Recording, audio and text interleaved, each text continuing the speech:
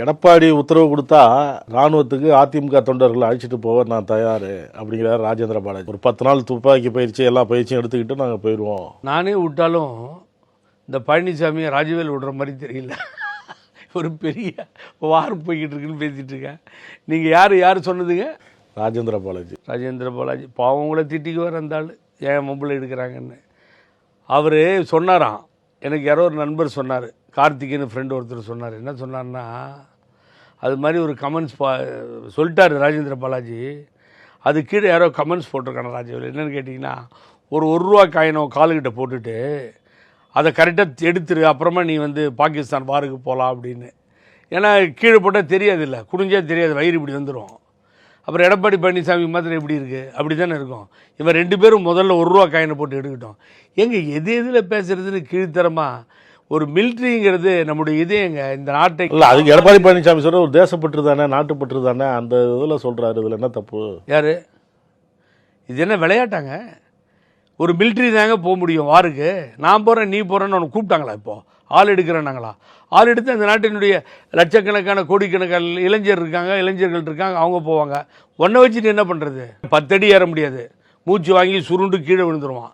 இவன் என்ன எடப்பாடி சொன்னான்? எடப்பாடி தளபதியா? இல்லை முப்படை தளபதிகள் யார் இருக்காங்க, ஹோம் மினிஸ்டர் யார் இருக்காங்க, டிஃபென்ஸ் மினிஸ்டர் யார் இருக்காங்க?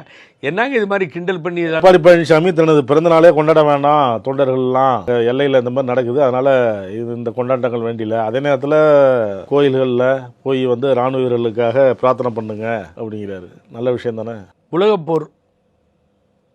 உலகப்போரின் போது புரட்சி தலைவி அம்மா லால் பகதூர் சாஸ்திரி இந்த பிரதம மந்திரியிடம் எல்லாத்தையும் கழட்டி கொடுத்துட்டாங்க, நகையெல்லாம் போட்டிருந்தது.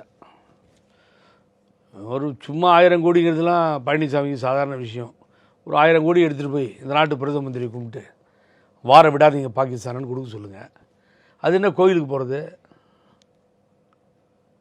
கோயில் உண்டியெல்லாம் ஸ்ட்ராங்காக இருக்குது, உடைக்க முடியாது. என்ன அர்த்தங்க இது மாதிரிலாம் பேசிட்டு கிண்டல்தனமாக சொன்னார். கோயிலில் போய் பிரார்த்தனை பண்ண, என்ன பிரார்த்தனை பண்ணுறது ராணுவ வீரர்களுக்காக? சார், நீங்கள் உதவி பண்ணணுன்னா நீங்கள் வச்சுருக்க பணத்தில் ஒரு 1000 கோடிக்கு கொண்டு போய் கொடுங்க, இந்த நாட்டு பிரதமர்கிட்ட கொடுங்க. ஐயா வாருக்காக வச்சுக்கோங்க, இது முதல் கட்டமாக தரேன், உங்களை பார்த்து ஒரு 100 பேர் கொடுக்க வருவாங்க.